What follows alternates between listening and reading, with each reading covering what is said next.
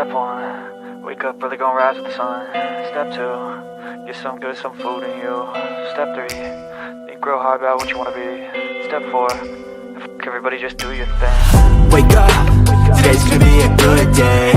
Wake up, today's gonna be a good day. Wake up, today's gonna be a good day.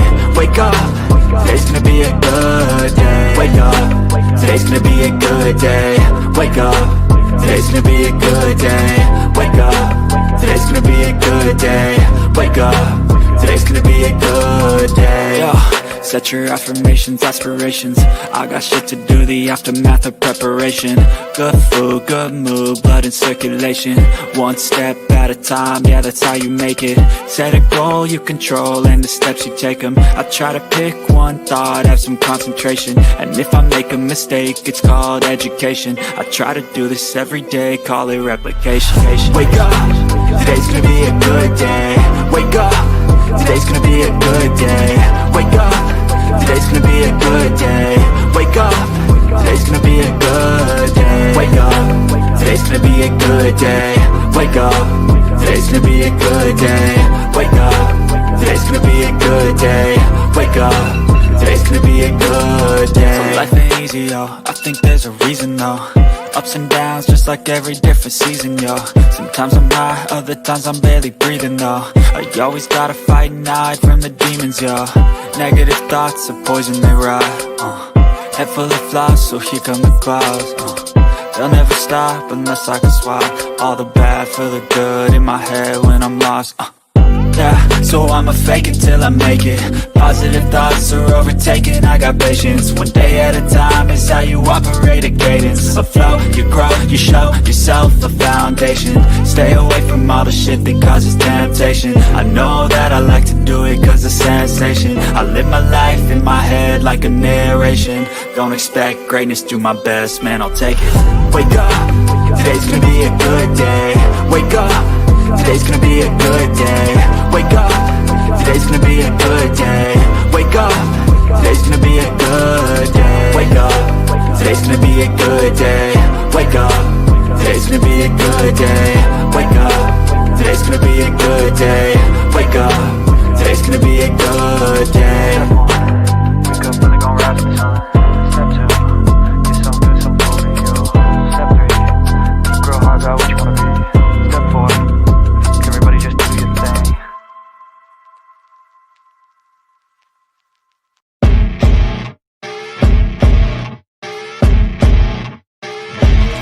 As you wake up in the morning, you want to find the latest, greatest information about criminal cases and have an intuitive conversation about the suspects associated with these cases. Head over to the Bullhorn Betty channel on YouTube.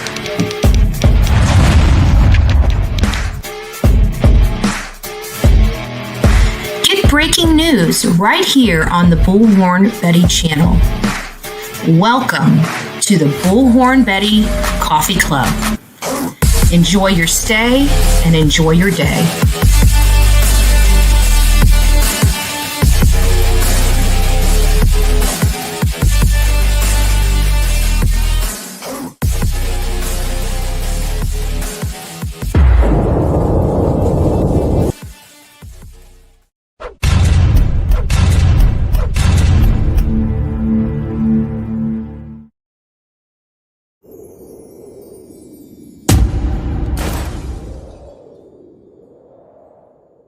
Hey guys, sorry I'm having some technical difficulties this morning. It's nice to see everybody. I'm Bullhorn Betty.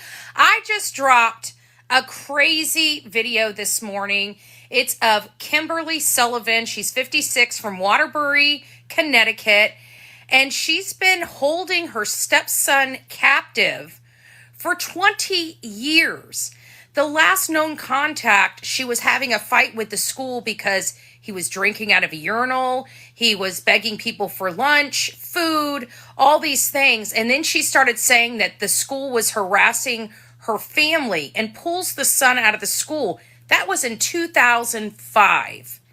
They have had no contact with this family since, and the son had to put the house ablaze to escape. And that is when the fire investigation happened, and they realized that his door was the only door with locks on it. It is a crazy, crazy story. I recommend you guys looking into it. They have not released the victim's name in this case, but this is the despicable woman. And I've got something to say, because allegedly his biological father died in January, sometime in January 2024, over a year ago. And he was wheelchair bound before that.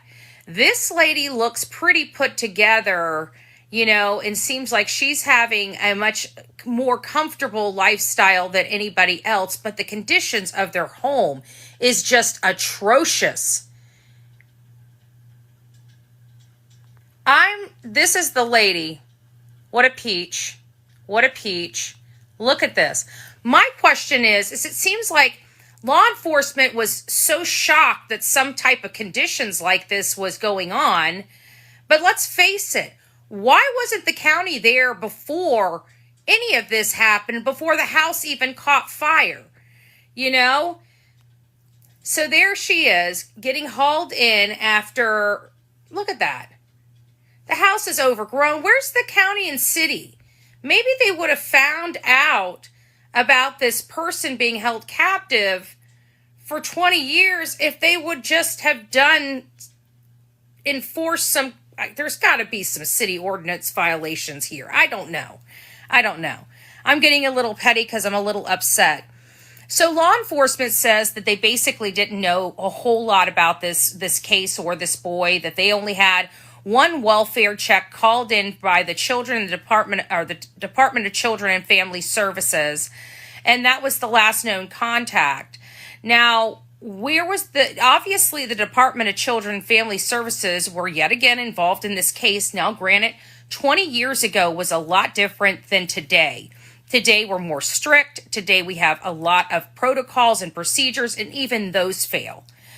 So, how did this kid just literally fall through the cracks, fall off the face of the earth, and nobody know? This man is 5'9" and was weighing some shocking 68 pounds at the time that he set the house on fire. She is now in jail after, it seems like a month and a half long investigation. So I really recommend you guys checking this out, following it. If you guys have any information about this case or are in the area, the local area, and can give me some, oh, hey, SPED teacher, it's nice to see you. My gratitude. CPS is corrupt. There's a lot, but you know what? The corruption is always mostly at the top. And the people that suffer are the ones at the bottom, right? So, yes, I do believe that CPS is corrupt, but as much as you guys may or may not like it, I can't wait for Doge to get a hold of it, honestly. I want to know what's going on, don't you? So, anyways, guys, I love you. God bless. I'm going to be on YouTube at 10 a.m. if you guys would like to come over and learn a little more about this. I'm going to dive into the background, see if we can kind of make heads or tails of this, and figure it out. We also have some information, some shocking information on the Sebastian Rogers case. So if you're interested, please meet me over at my Bullhorn Betty channel on YouTube at 10 a.m. All right, guys, God bless. Check out the video I just dropped this morning. We'll see you soon. From the East Coast to the West Coast, we are everywhere true crime is. We are asking for the public's help.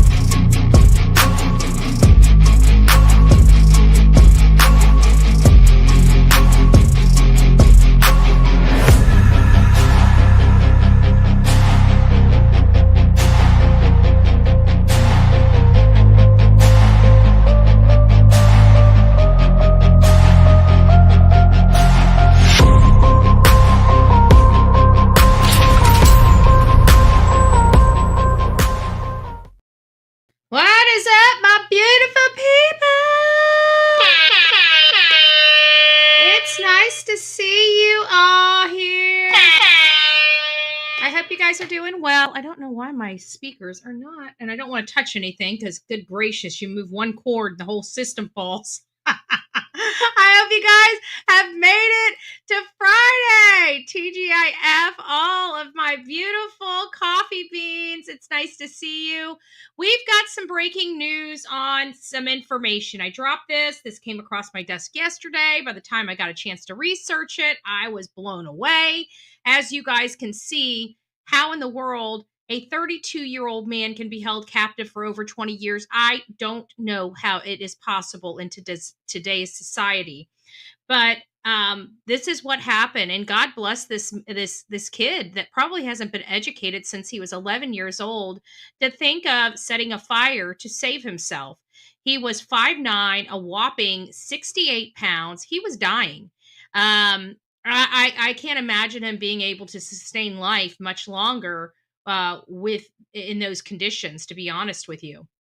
So, as shocking as it is, we've got information that law enforcement is trying to keep away from us. They're trying to keep the victim as ultra confidential as possible. So I don't want to give any confidential information, but it really rubbed me the wrong way. I could not find the address. I couldn't even find a location in Waterbury for where all this happened. You know, we saw pictures from the news, but every news article, nobody tells you, like the 6,000 block of, blah, blah, blah road or whatever the case may be. I couldn't find it in any article.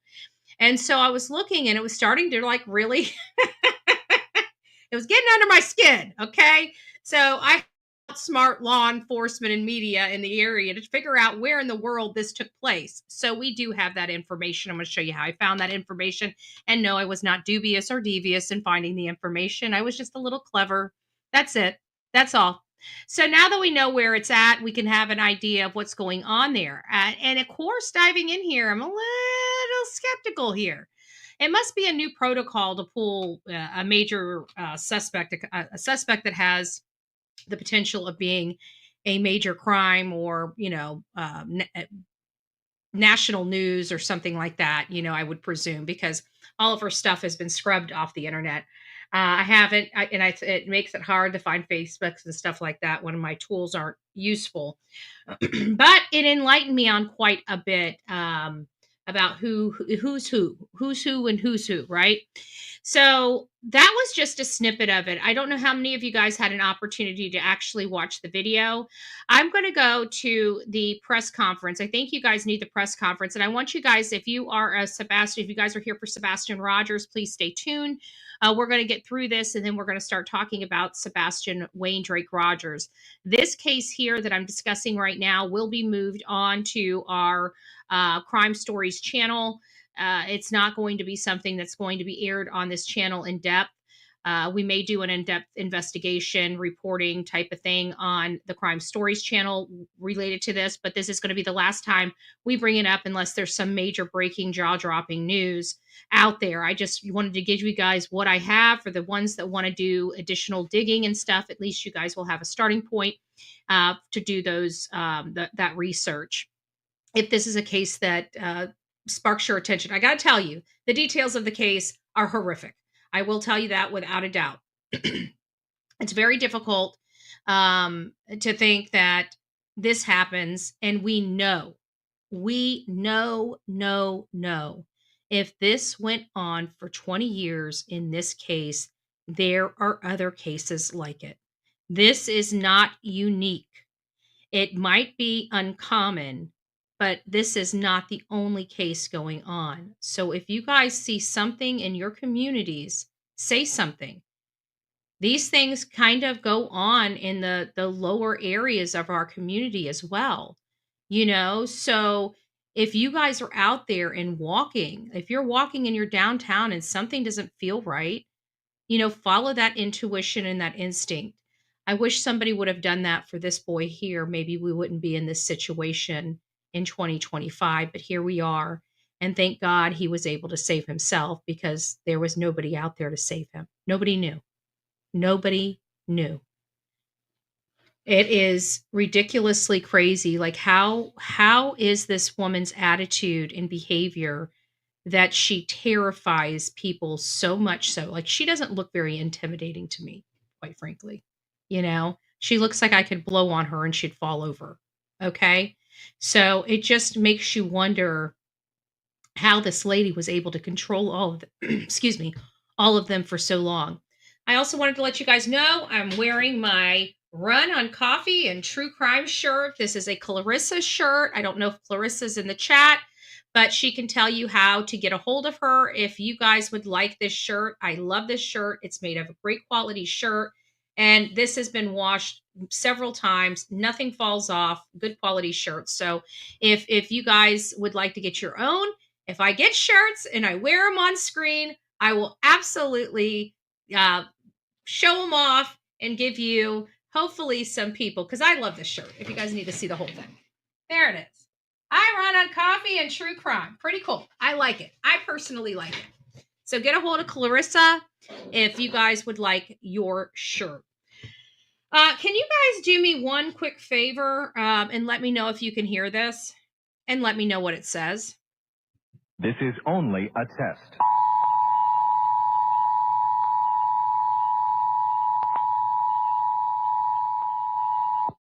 Did you guys hear that?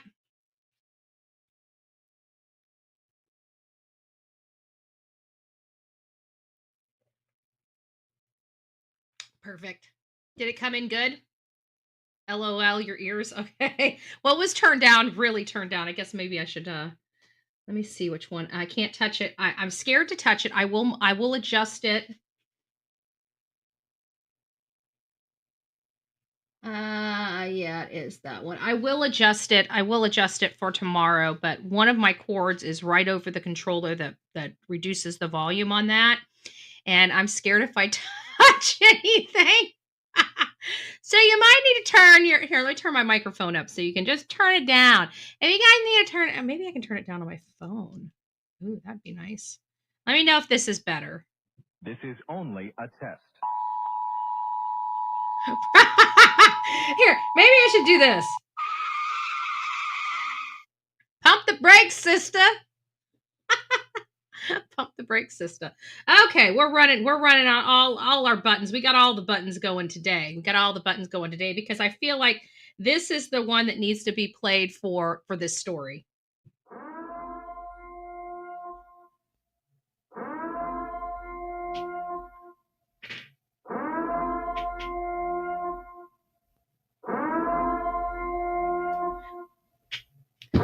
Because I feel like when you're listening to this story, you feel like you're in the freaking purge, you know? Like, this lady's got the whole damn family terrified of her. Cut it out. Like, I don't know. I don't know. But again, he was 68 pounds. I guess it's, somebody that's worn down, doesn't have, a lot of good muscle, not getting proper nutrients. Probably is not very strong. Probably isn't very strong. So I'm going to go ahead and get this started. It's 18 minutes long. I don't want to bore you guys with the details, but I didn't really want to cut anything out from the press conference because, one, it was only 18 minutes. And two, there was a lot of information in that 18 minutes. And not only that, but you see the chief kind of, he's bothered by this. He's really, really bothered. And he goes through some of the processes, You scared the crap out of my cats with the test. Run, Forrest, run, right? Run, Forrest, run. Okay. Yeah, and I'm probably going to be using those, so you guys might need to modify your volume. You are on the Bullhorn Betty channel. I just wanted to remind you, in case you guys forget, I'm the biggest loudmouth on YouTube. Okay, I'm the biggest loudmouth on YouTube. I have to give myself an applause every now and again. I'm something. I'm something. I'm just saying. All right, so we have about an 18-minute video here, and I wanted you guys to hear it. I didn't want to cut anything out of it. I think it's highly, highly disturbing, the whole entire thing. And the way he talks, there's no real good breaking points, because he's, he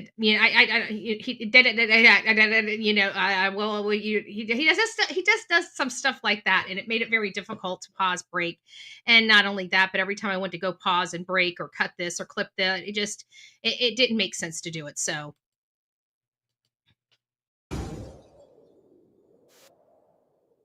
Good morning, everyone. Thank you for the opportunity to have this conversation with you.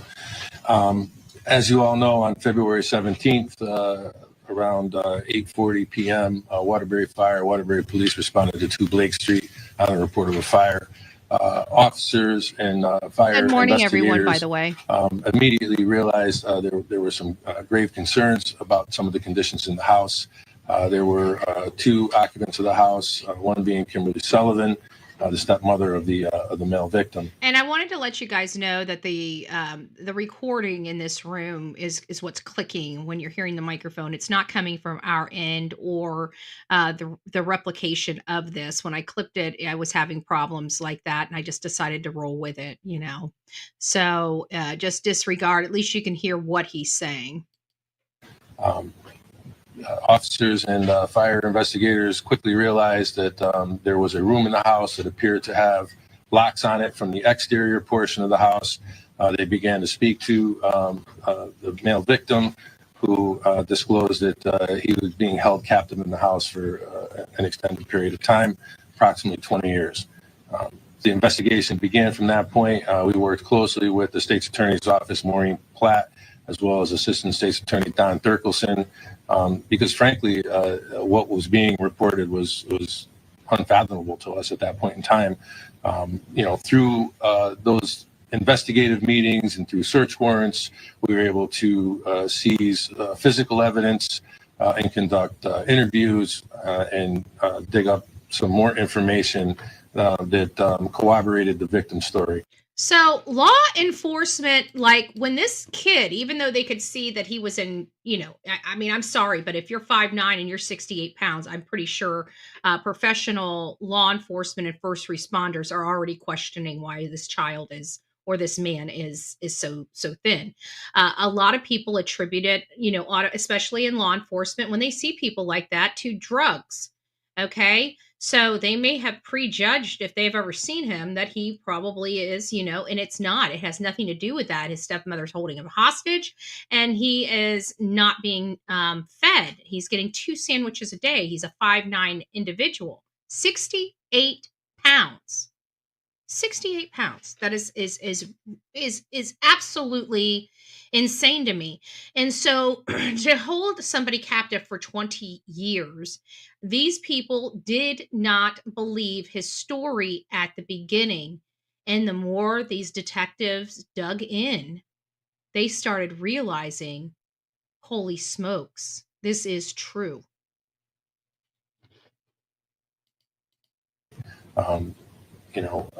This investigation, as the mayor points out, continues, is very open and very active. We were able to obtain arrest warrants for Kimberly Sullivan. She was arrested yesterday. She was arraigned in Waterbury Superior Court.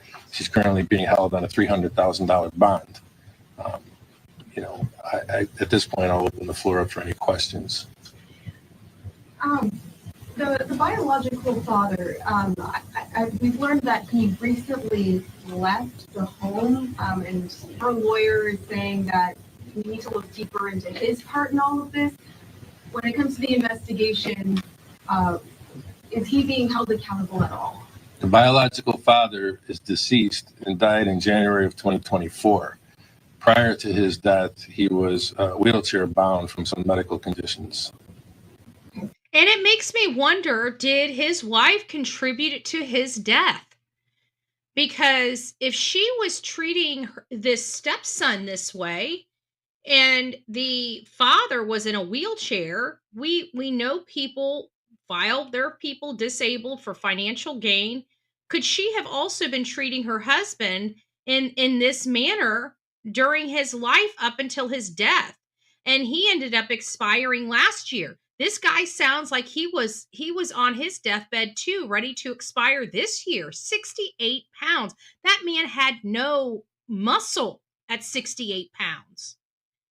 He had no fat. He had nothing but literally when you think of taking a dog bone and throwing a sheet over it, that's basically what he was. Skin and stinking bones. 32 years old. Like many of us are chomping at the bit at the age of 18. BMI was 11%. Good gracious. Good gracious.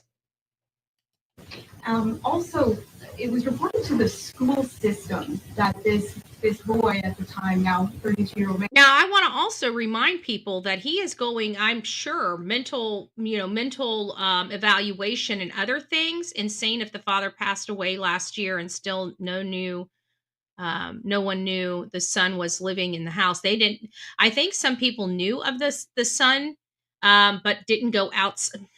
Kind of similar to another case that we're about to dive into, right? But didn't go outside. Was isolated. Isolation breeds abuse. Nobody that's normal wants to isolate that much. Doesn't want to go out in the public. Doesn't want to go play. Everybody wants to go outside and get some fresh air. Everybody. And you know who wants it the most? The people that can't go outside and have it. Those are the people that want outside the most. This man wanted to be out of that house. And he was starving. He was asking other kids for lunch. I mean, is this a failure on the school system that this matter was not taken more seriously? So we're doing some background investigation. I can tell you right now, it is my professional opinion, okay, doing this a while, being in a political environment even longer, that it is very difficult for law enforcement to take responsibility, especially responsibility when they have mistakes. For example, many of you guys know that the Gabby Petito documentary came out. It was spectacular. I got an opportunity to watch it last night. All 3 episodes. It was very good. By the end of it, I was in tears, not because it was just sad, but it was sad. It was sad that we finally get a semblance of the truth. What upsets me, though, is some of the depictions of law enforcement. And they didn't take responsibility for moving the entire search. And I know they moved the entire search because I was there every single day. They were in the right location. They were in the Myakkahatchee Creek Environmental Park. During the story, they said a lot of information, key information that was inaccurate. So the first inaccuracy was, yes, there was water up to their chests, and you saw photos of water up to the chest, but that was in the Carlton Reserve. The Carlton Reserve, while it does connect to the Myakkahatchee Environmental Park, it is some 45 minutes away from where Brian Laundrie was found. And the reason why they moved that search was because somebody had some heat sensor and realized there was somebody out there living, which there was, another fugitive from the law. But instead of keeping some people working on the Myakkahatchee Creek environmental side, they moved the entire, and I'm talking about the entire search team, which was huge. And they could have afforded to have some people coming in from the Myakkahatchee Creek environmental side and some people coming in from the Carlton Reserve side. It is literally 20,000 acres, okay? So when they moved that search to Carlton Reserve, they opened up the Myakkahatchee Creek Environmental Park to the public. Okay, they were no longer interested in it, and that's where Brian Laundrie was found, was in that environmental Myakkahatchee Environmental Park. So it was upsetting to me. Furthermore, they tried to indicate that it took about an hour for the Laundrie parents to find his water bag. That again is inaccurate. The whole entire story came to an end within 30 minutes of their arrival to the Myakkahatchee Creek Environmental Park. But these are critical elements and mistakes. But the law enforcement part was, in my opinion, worded inaccurate because they do not want to take responsibility for moving the entire search to a completely different part, not even in the same county. Well, I guess it is in the same county because Northport, Sarasota, and Venice is Sarasota County. But they moved it from one city to another city. The Carlton Reserve is in Venice. Where he was found was in Northport. So again, those are, to me, critical details in this case that were skewed because law enforcement didn't want to say that they made a major tactical error. This could have been ended much sooner than it was ended if it wasn't for that specific tactical error.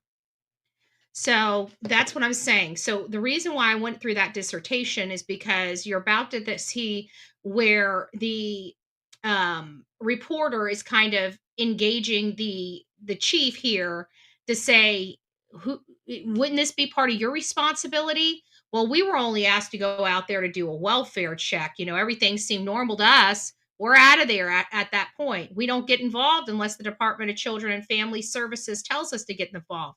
So it was just passing the buck. And at the end of the day, it really is the Department of Children and Family Services to stay in contact with these people. It seems like they closed out their file. This lady pulled her child out of school so she never had to answer to the Department of Children and Family Services again. They should have had periodic checks as part of their protocol in a situation like this. And this is not unique. We're going to be getting and covering one case out of Utah that has similar situation and similar information as this case, but it's happening now, not from 20 years ago.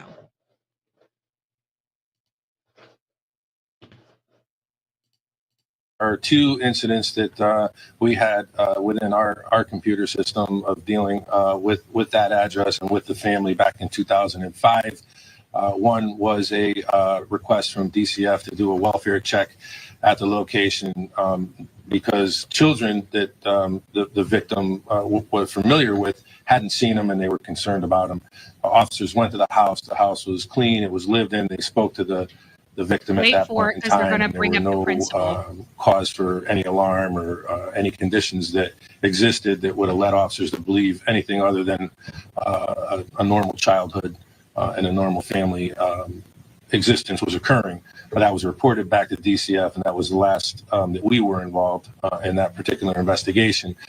We were called back to the house in the latter part of April by the family who wanted to file a harassment complaint against members of the school district. So the school district was concerned. This is what's not being stated in the press conference. The school was very concerned because they caught this child drinking out of a urinal, looking for food in the garbage can and asking other students that he's eating lunch with if he can have some of their food. It was obvious on its face at 11 years old, he was being malnutritioned. And they were speaking out. So the mother files harassment charges against or attempts to. I can't see, I'm trying to still do some background information. Like I said, her file is completely pulled from any of the investigative websites that I have the ability to check. She is there. It's just when you click on the report, it's gone. So it's making it very difficult to find her. And again, I tried to backdoor it by going through the property itself and seeing if I could, it's a long, I'll show you the process here. I'm not going to bore you with it while we're watching the press conference, but saying that they were just know that there was the school that was speaking directly with the Department of Children and Family Services. And one of the principals, which he made an article and said they tried to help. They tried to help multiple times and no one did a damn thing. And that was the title of the article, a damn thing.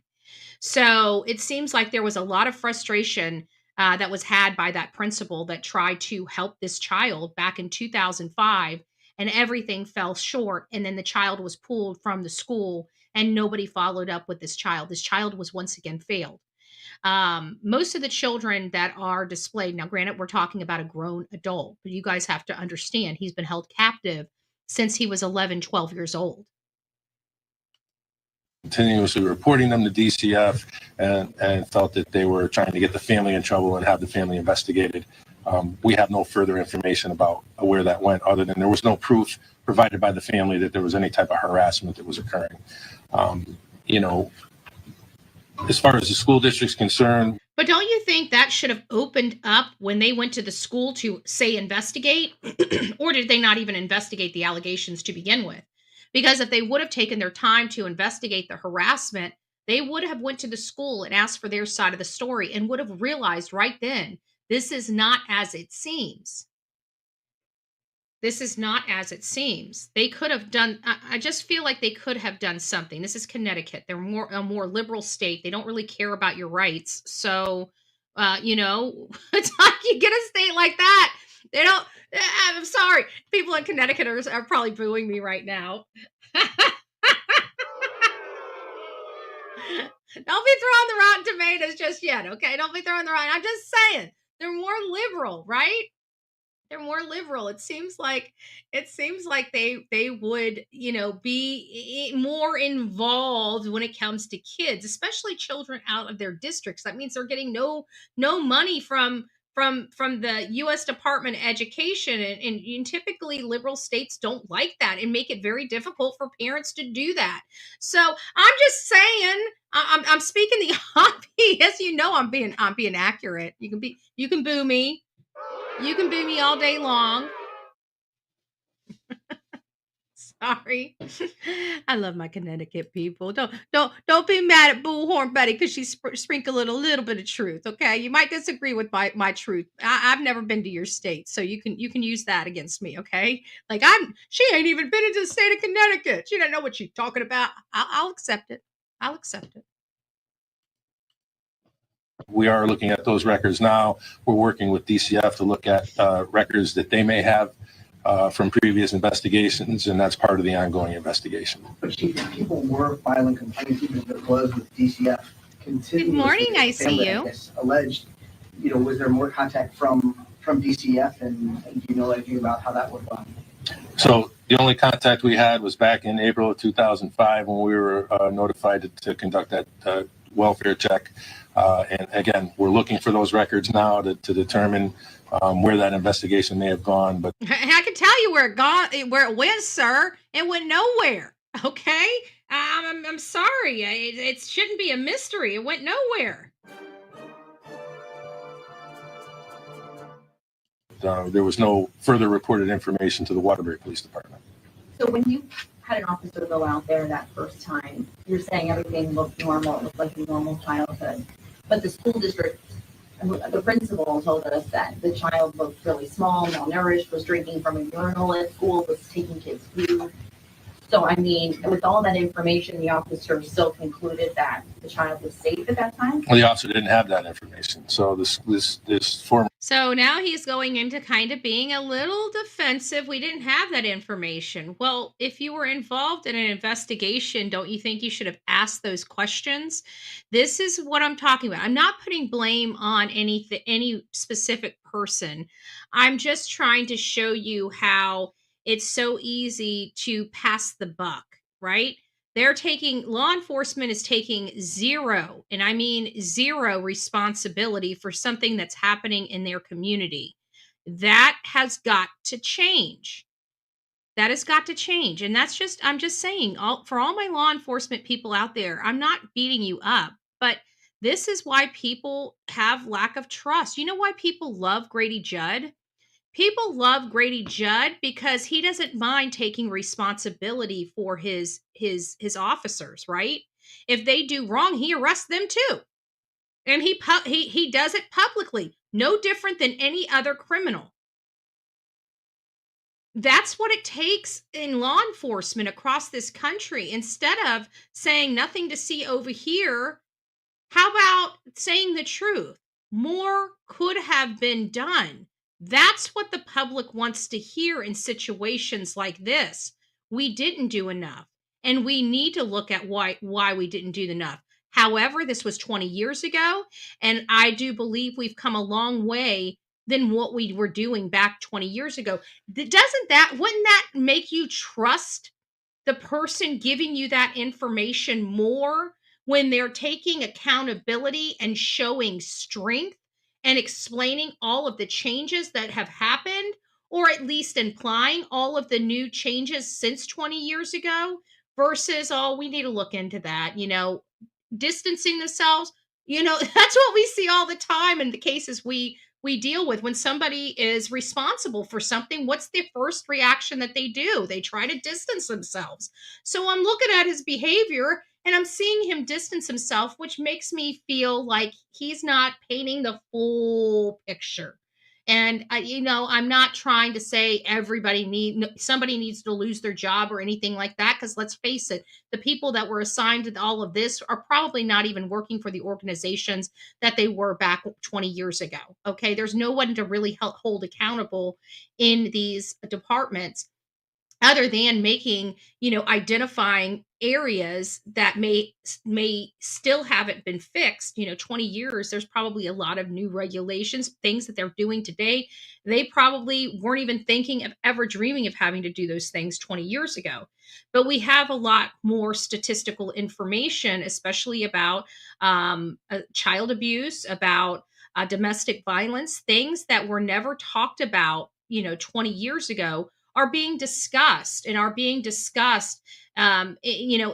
state capitals. They're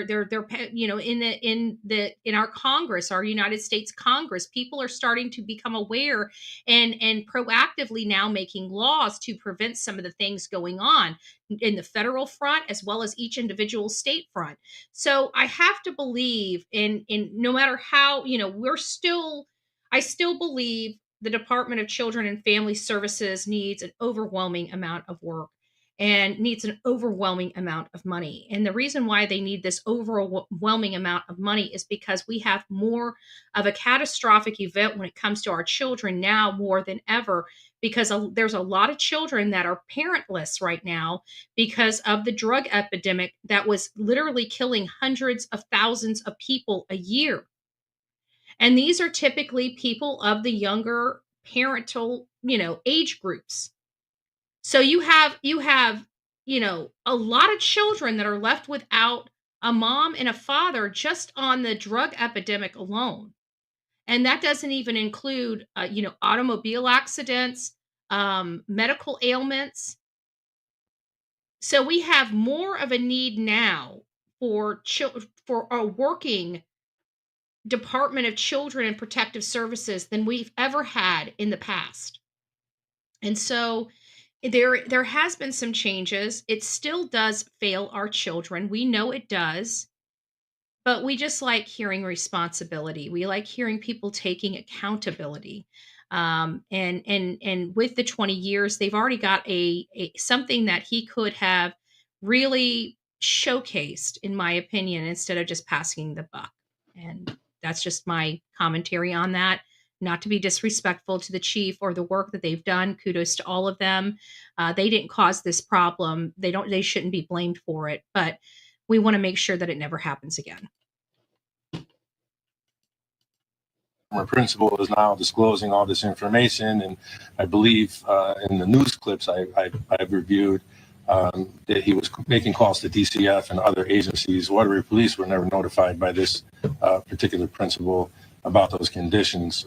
So this is all information. And really, would they have those records? Were they taking that detailed of phone records 20 years ago? I would just like to know, because again, we've got a principal in the newspaper giving a different account than what this guy is giving. And granted, 20 years have gone by, but we definitely know that the school was trying. How do we know that? Because they did reach out to law enforcement for a wellness check, and they did rock the boat with the stepmother, so much so that she pulled the child out of the school and cited that they were harassing the family. So the school was doing what they were supposed to be doing. It doesn't seem like anybody else was following suit just on those statements alone. I'm sorry. Information that is coming out now as this case unfolds. I believe he said he called police, but you have no record of that. Well, I believe he's wrong if that's what he said, because there's no record of it. Can you talk about, you said that there was some evidence that corroborates the story of the gentleman. Can you talk any more about what that is, or how do you go about corroborating a story like this that's so extraordinary? Right. So there's some physical evidence that was seized from the house that does corroborate the fact that that room did have exterior locks on it and a number of different styles of exterior locks, as was explained during an interview with the victim throughout the years. It appeared that the locks. And what he didn't say in this press conference is not only were the locks on there, but that door was reinforced by ply boards on both sides of the door. Increased in security levels as time progressed, and obviously he became older and maybe a little bit stronger. So that's certainly one component, and then there's other components of the fire investigation that are part of the evidence package as well. And I'm sorry if you said this, but were these the only two individuals living in that home? Yes, there were two siblings. They were in and out of the home, but they have since moved out. So say DCF had all this information, the principal's saying, they don't share any of that with police? You're going to have to talk to DCF about what they're. And they know. See, this is what really rubs me the wrong way. This guy has been in law enforcement for 35 years, and they know we don't get squat from the Department of Children and Family Services, because every time we ask them a blessed question, they scream confidentiality. He knows this. He knows they ain't getting nowhere with the Department of Children and Family Services. Their protocol is on when they share information with police. DCF does work closely with police departments and provides a lot of information to police departments in a number of different ways. But just not this case. I don't know what their protocol is on when they share that information. So that would be something that they would have to respond to. Chief, how is the victim doing now? Obviously, some serious conditions. We've heard about the PTSD and depression. What can you share about how the victim's faring? Right. So obviously, he's got a lot of mental health issues that he has to deal with at this point in time. There are a lot of physical conditions that he's working on as well. I mean, here's an adult that was 5'9" and 68 pounds. There's some apparent orthopedic issues. The room was very small. Honestly, when I read about it and talk to the investigators and overlook the interviews, it was worse than the conditions of a jail cell. Worse than the conditions of a jail cell. So we know jail cells are inhumane, but this kid's room was even more inhumane than 90% of the jails across this country. So there's a lot of physical therapy that he'll have to go through.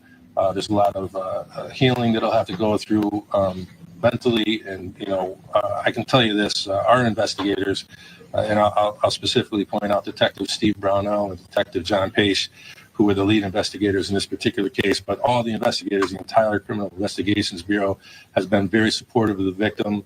They took a collection up and bought him some items to try to make life more comfortable, some clothing and some books and some things to kind of get him along the way as he goes through this process. But, our plan is to continue to support him. He's going to need a lot of support as he travels through this and tries to figure out how to navigate what has occurred and what the future holds for him. And I bet this is going to cost the state of Connecticut an awful lot of money, awful lot, probably in the millions for his continued care he's probably going to have now for the rest of his life. And to think that it could have all been avoided by people just giving a crap, I'm not going to go too much. I applaud all the people, even the chief, for this has got to be difficult. He obviously wasn't the chief at the time. This is not his, he's doing the right thing. This is not his responsibility. I mean, it's his responsibility now, but why we got here, he was not chief at the time. The people that are running the Department of Children and Family Services probably weren't even in there at the time this case existed. They didn't, back 20 years ago, they also didn't have the type of funding. I don't know, but he says somewhere in this statement that he's been in law enforcement for 35 years. So I don't know how old he is. But you can see he's of a significant, age, he's not a spring chicken, So I don't know when he got involved with law enforcement, but he's been in law enforcement or in some type of, he said 35 years. 32. He's in 32 years. 32 years. Thank you guys. Thank you guys. So, after going through a lot of information on the web just to get an understanding of what really, really happened, you got to read. You can't just rely on, the news clips. You've got to get in here and read to find out what really happened. And so this is added, into the body of the articles here. And this is where you really get some really good information. This one has a video, and we're not going to watch the video because we watched the press conference and they are just commentating on the press conference. But boy, the stuff that wasn't said at the press conference. Let's read some of the stuff that wasn't said at the press conference. Both sides of his door have been secured with plywood and a lock. The man would later say to stop him from getting out. For years, he only had been given 2 sandwiches, either egg or tuna salad or peanut butter, and a small amount of water each day, he recalled. In a storage space, he was held. But now he had a plan. With printer paper for kindling, hand sanitizer for fuel, and a lighter. The emergency personnel responded February 17th to reports of a burning home in Waterbury, Connecticut, police say. There, they found a woman and her 32-year-old stepson.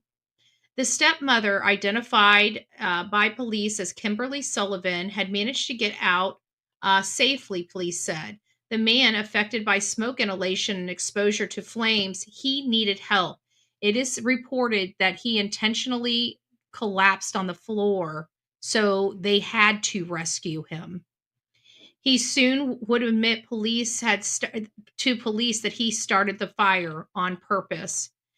After nearly 2 decades, he wanted his freedom, he told them, as he recounted his hellish tale laid out in an arrest warrant obtained by CNN affiliate WFSB that described a life of captivity, abuse, and starvation. 33 years of law enforcement. This is the worst treatment of humanity. 33 years, so we were all wrong. 33 years of law enforcement.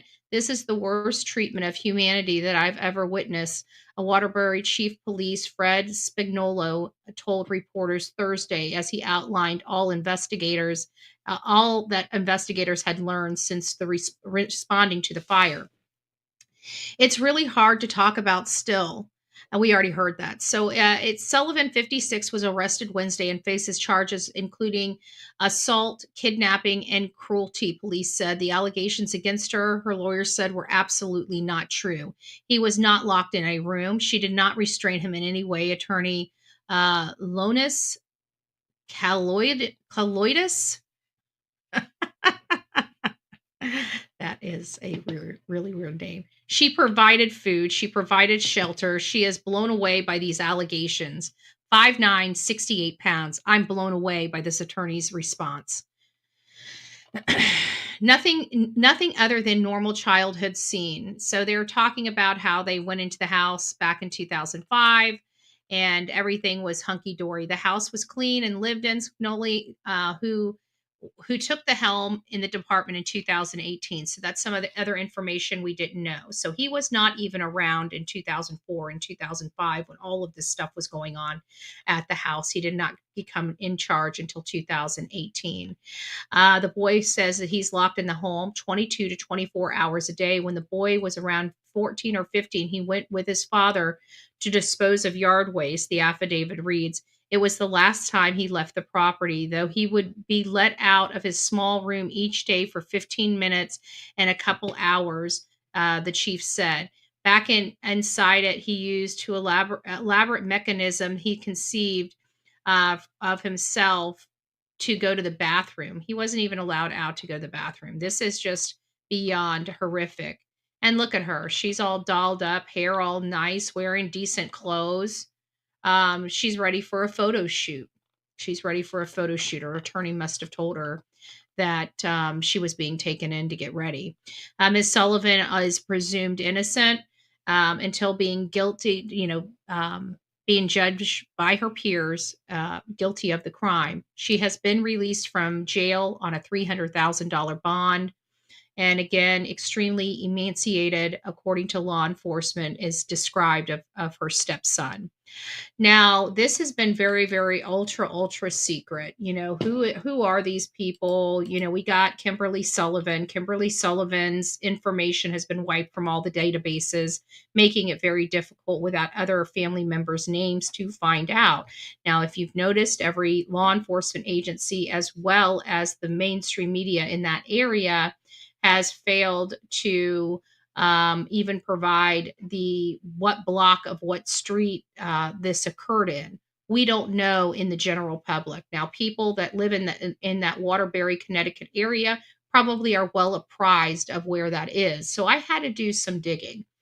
And I had to do some digging, and the only thing that I really had to try to make heads or tails of this property address to even find out, because Kimberly Sullivan wasn't being pulled. If you guys can pull her, I have Truth Finder. She wasn't pulling up on there. If you guys have another one like been verified, if you can pull something on her, send it to me. I can't get any information. She's wiped out of my database. So I tried to do searches of her name in Google. I did just a whole host of things to get away from the articles being said, to find out who this person is. How can I find any background? We didn't even know what his father's name was that died in 2024. They gave us no names whatsoever. None. So I decided to do a search on the fire, right? I decided to do a search for the house that went ablaze on February 17th in Waterbury. Certainly, this is a small community, a smaller community. There can't be too many of these fires. And I hit pay dirt.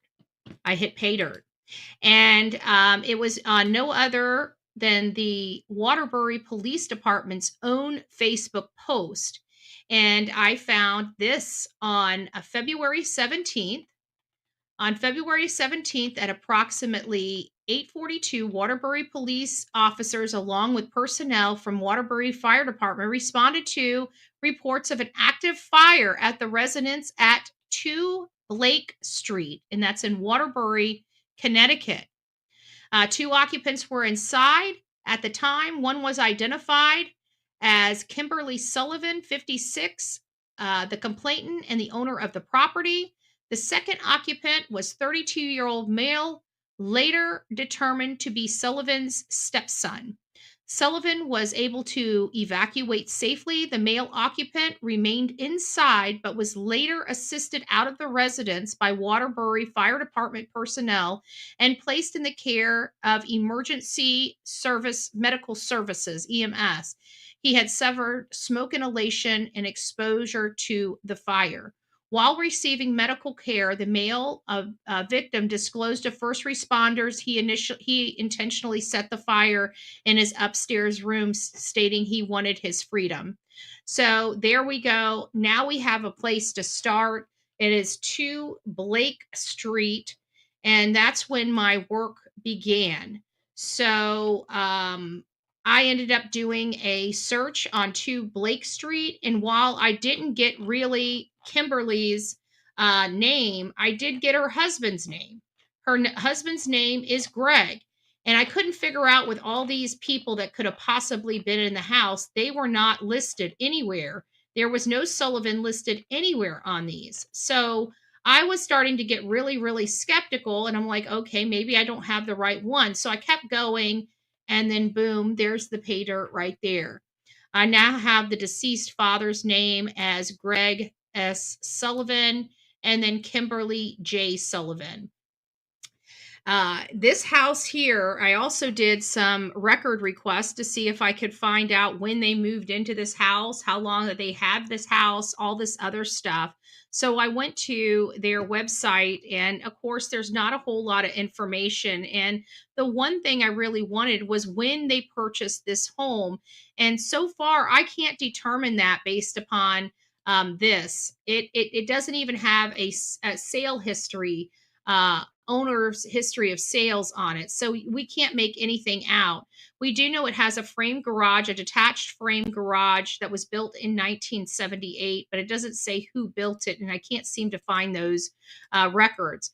But we did get some information on the house itself. There is the house, according to the public records.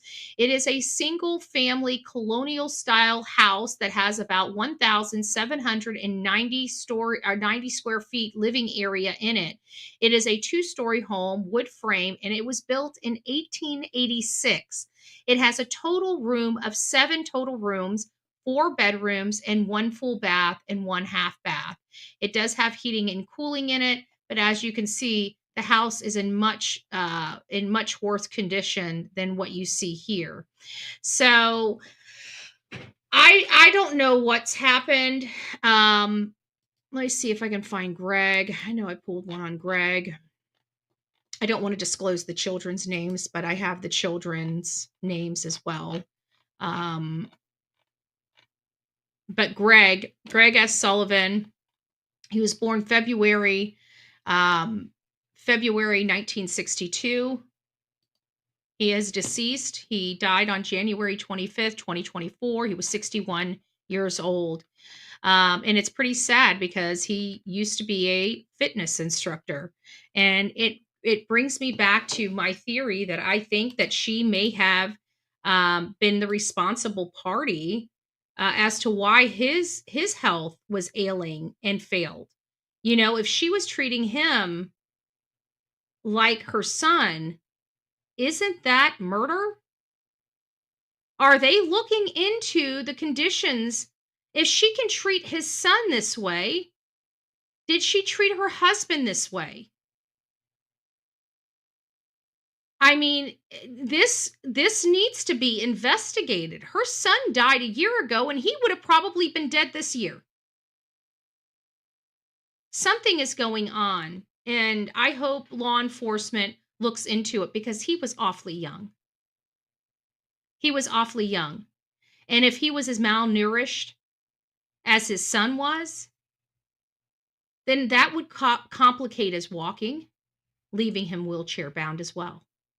I'd like to learn a little more. If anybody knows about Craig and what happened to him and why he was in a wheelchair at 60-something years old, I'm very interested in learning more, because to find out he's a fitness instructor is insane.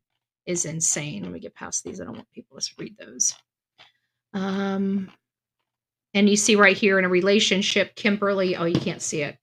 Right here, you can see in a relationship with Kimberly J. Sullivan, and you can clearly see she has a background report, but when you click on it, there's no background report associated with her name. She is scrubbed off the system. So another thing that I noticed is I want you guys to pay attention. Maybe I need to scroll in on these a little bit. These emails, there are a lot of emails where it shows that she kind of took over his emails. Look at, where is it? Right there. Kimberly Sullivan. I don't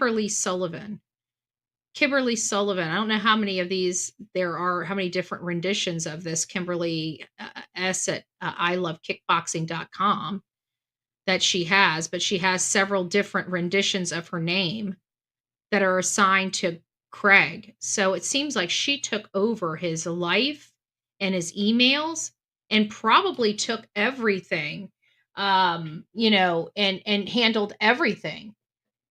That's scary, but I'm very, very concerned about the father. And then you can see their prior address was 2 Craftwood Road, Unit 3 in Waterbury, Connecticut.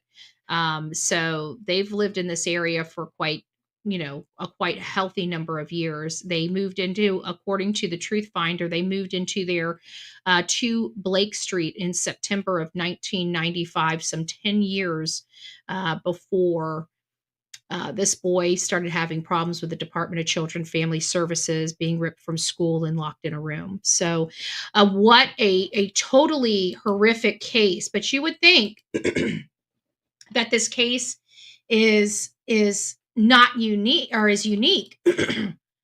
Well, it's not.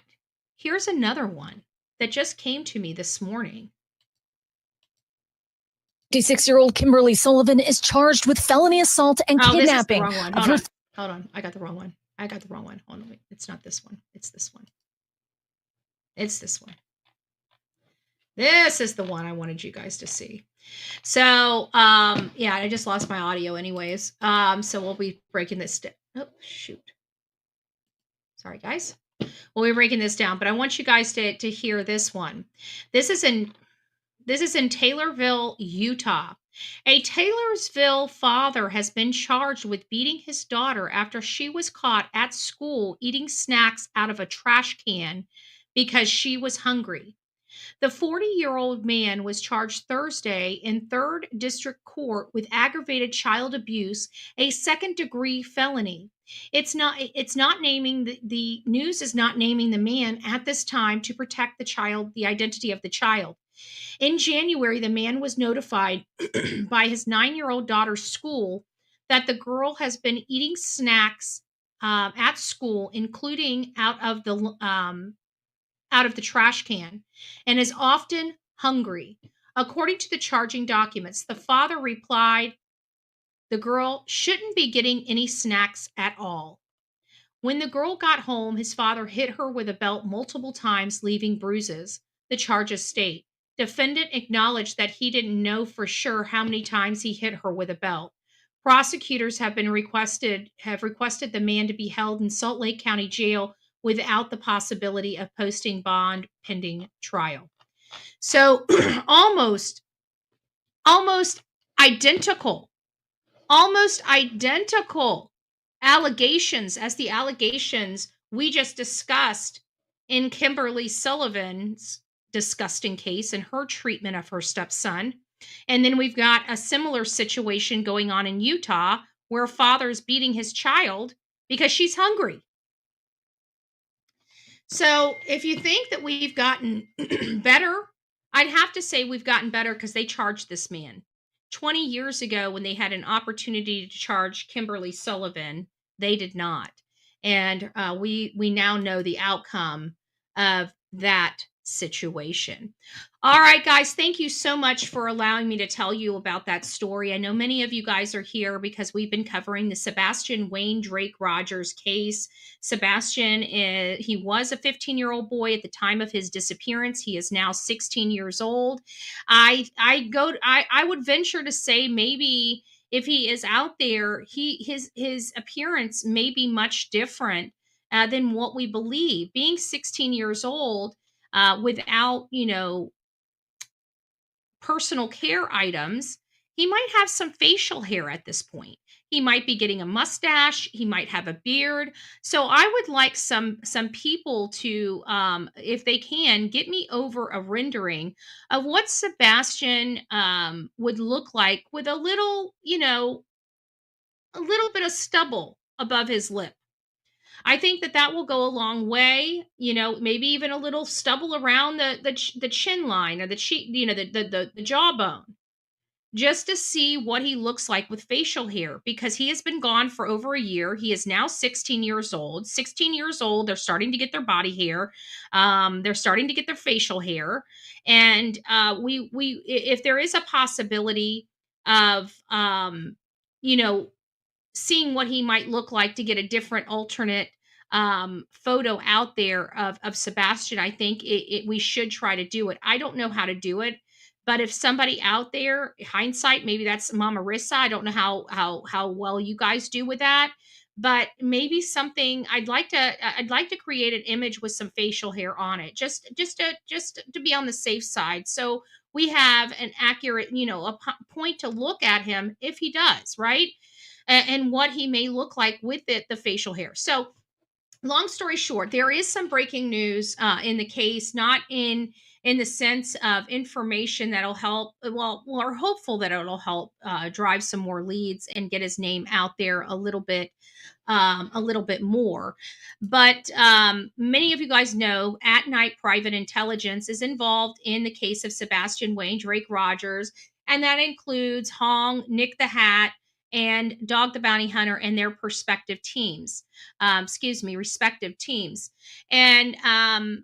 they've been doing a lot. They have now expanded their search, which they've sent targeted flyers to different ports of entry near Canada and other things. But now they are doing a full push for all ports of entry into the United States.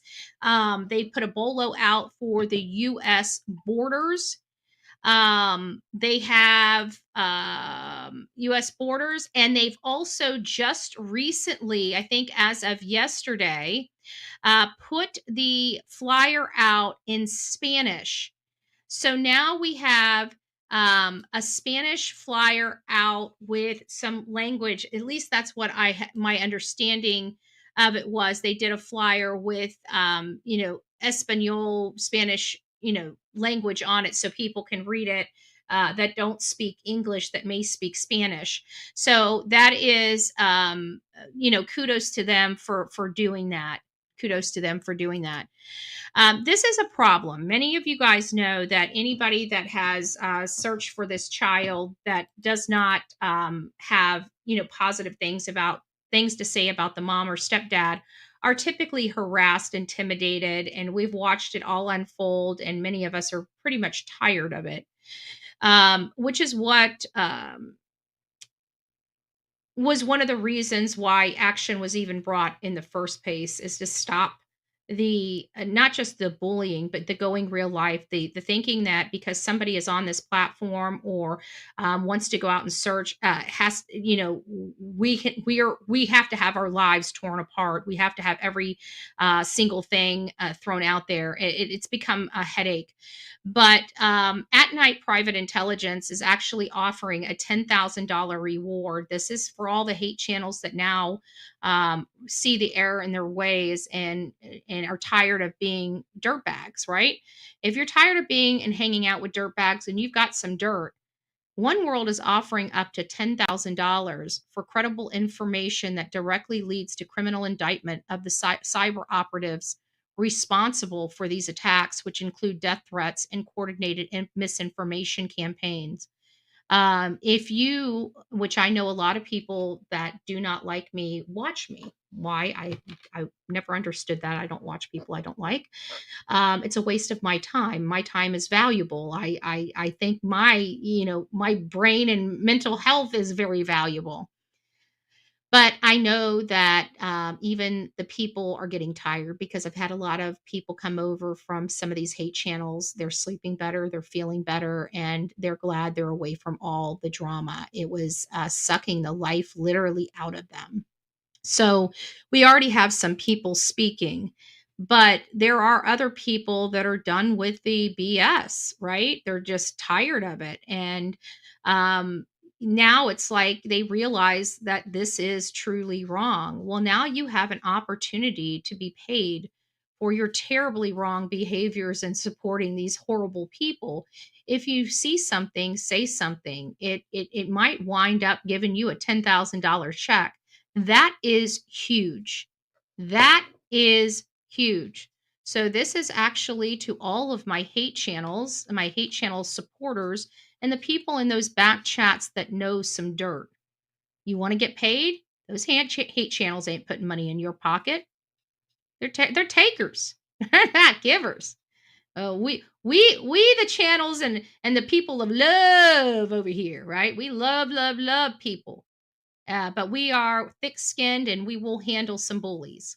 So if you have information that could directly lead to the criminal indictment of the cyber operatives, which include the death threats, we've got a few of them that we know of for a fact. The death threats and coordinated misinformation campaigns, please step forward. Please step forward.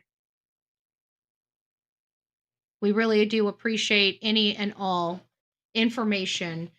You can reach out to One World. You can go on At Night Private Intelligence. You can reach out to them on their little message thing, and you can speak directly to them. You can reach out to Nick. He'll speak to you. You can call 833-TELL-DOG. There's many ways you can, and if you don't really care for the reward and want to be just plain be anonymous, do it. Do it. You can be paid. You'll be paid. I don't know. They say snitches get stitches, but for $10,000, Sky me up, baby. Sky me up. No, I'm just, but I'm being serious. I thought this was a really enduring post from At Night, and I usually don't go, I usually use At Night posts just for our discussions with the Sebastian Rogers case, and but when I was going through here to see, what they've posted in the last few days, I came across this about Peter Hyatt. Many of you guys know. We knew for a little while that Mr. Hyatt was not doing well medically. And while a little premature, there was some rumors going around that he had passed before he actually passed. He did end up losing his life on March 5th of this month.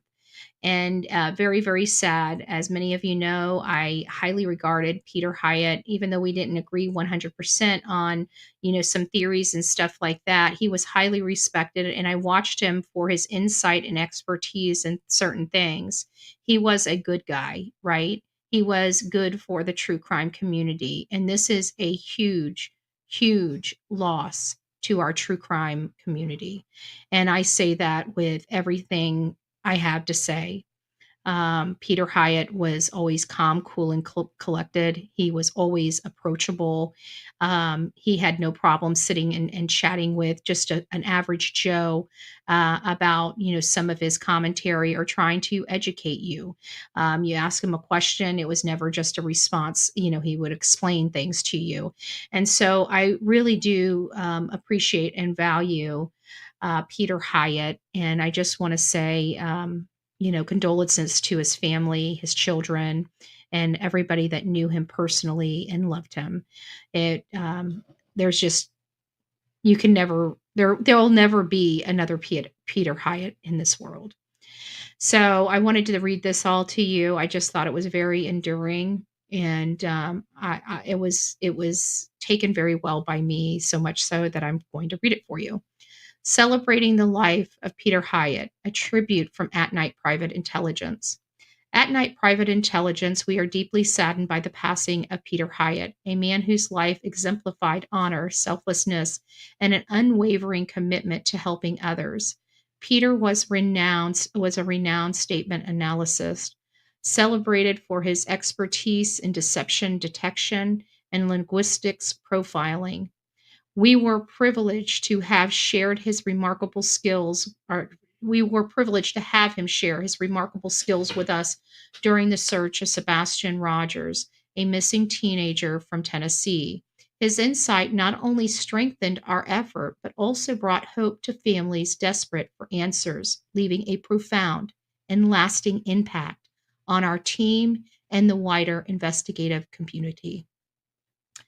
We feel incredibly fortunate to have crossed paths with Peter during this search. Though our time with him was brief, we were deeply touched by his kindness, his vast knowledge, and his relentless dedication to justice. Peter possessed a rare ability to combine precision with compassion, making him not only an exceptional professional, but also a truly inspiring figure. His selflessness was evident in all he did. We saw it in his readiness to share his expertise, offer guidance, or simply be a friend to those in need. What made Peter so extraordinary was his character. He lived with integrity and purpose, always placing others before himself. Whether he was mentoring aspiring analysts or working tirelessly to uncover the truth, Peter's dedication never wavered. He was an honorable man in every sense, and we, as a team, are better for having known him. We are profoundly thankful for the privilege of having known you, Peter. Your presence enriched our lives, and your legacy will continue to inspire us and countless others. You once said, if you're going to live, leave a legacy. Make a mark on the world that can't be erased. Peter, you achieved that. Your contribution to justice and the lives you touch will endure forever in our hearts and beyond. Rest in peace, Peter. We are honored to have called you a friend, and we will carry your spirit with us always. Thank you for everything. So there you guys go. That gave me absolute goosebumps up and down my body reading that. But just a beautiful tribute. I think people, at the end of the day, people at night private intelligence are human beings, and they do care, and they care deeply. They don't have the palate for the nonsense, and that's just the difference. A lot of us just don't have the palate for the nonsense. And we get up every day looking to achieve the impossible in some sense. So what do? We put one foot in front of the other, and we keep going. And how do we keep going? It's from people like Peter Hyatt that help us. These are expertise. These are people that are educated in different fields than we, and we rely on their opinions. And this is an opinion that we will never get again. And it's from Peter Hyatt. So God bless Peter Hyatt and his family. All right, guys. Do I have anything else here?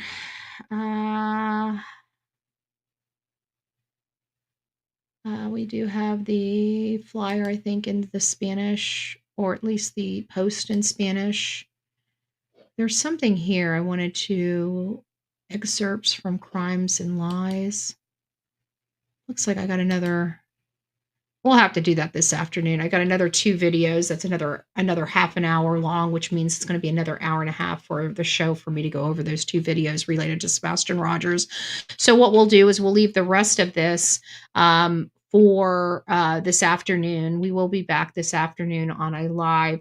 I've been working very, very hard behind the scenes, making sure you guys got great content on both channels.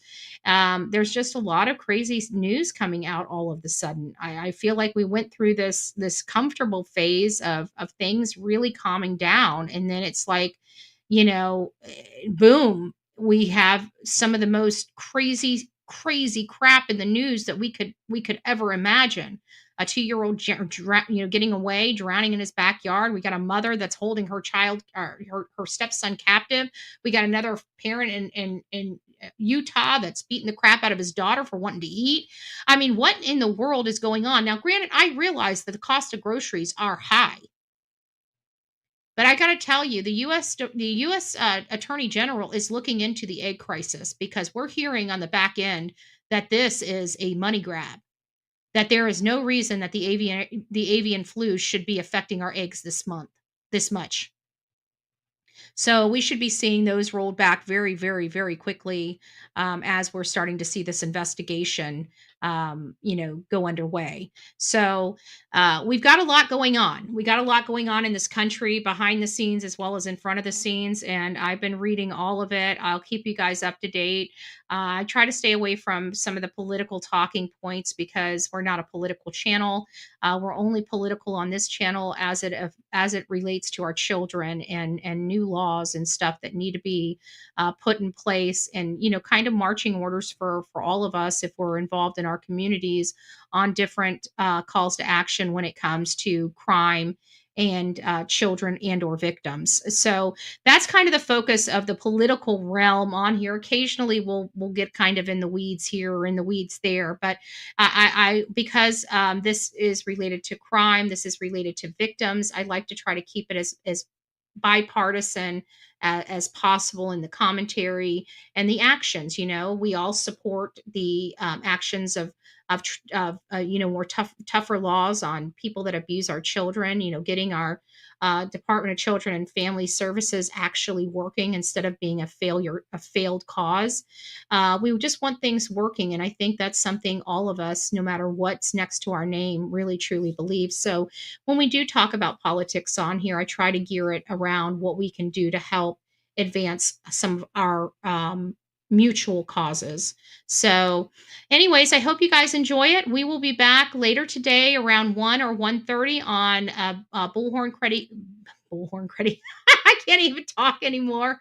Bullhorn Betty Crime Stories, to go over our daily breaking news. We've been getting our updates for the Penn student that is in the Dominican Republic. We're updating everybody on that channel related to that. Anything but our main topics, even this topic, as I stated at the very beginning of the show, this horrific case with this boy that was held captive for over 20 years. It's, it is a breaking case. That's why I thought I would go ahead and tell the story on this channel. But the remaining conversations about that case are going to be had on the Crime Stories channel. I try to leave these open for the cases that we have put, boots on the ground or have fully, investigated from here. For example, Crystal Rogers. We have Brian Koberger. We have Layla Santinello. We have the cases that we went out boots on the ground for and did major investigative reports and actual searches for a lot of these people as well, where we're actually finding leads and looking at those leads, and those leads sometimes take us to the woods, or when we're trying to put something together. In the case of Layla Santinello, we actually started in the woods because the AmeriCorps Hotel, we went by there, we identified the woods, we found a witness. They pointed us to the exact area, because there was a lot of woods around there, so we knew what patch of woods she was seen coming out of, and that's when our search began for any and all clues, information, just anything. And that's when we found the place where we believe that she may have slept. So anyways, guys, we will be covering more. I want to tell each and every one of you, God bless, rock it out with your coffee beans out, TGIF. You guys made it to the weekend. Congratulations. And we will see you on the Crime Stories channel here around 1:30. Just go over there and sub up so you don't miss any notifications, because I kind of throw the thumbnails up about anywhere between 30 minutes to 15 minutes before we go live. So if you don't want to miss any great content for Bullhorn Betty, make sure you have all your notifications set on all, and you should be good to go. Guys, again, don't forget to be fearless. If you see something, say something. An ounce of prevention is worth a pound of cure. And until next time, please be safe. But more importantly, what? Kind to one another. We're going out with the mullet party. If you shave your cooch, but not your booty hole, is that the same as a mullet?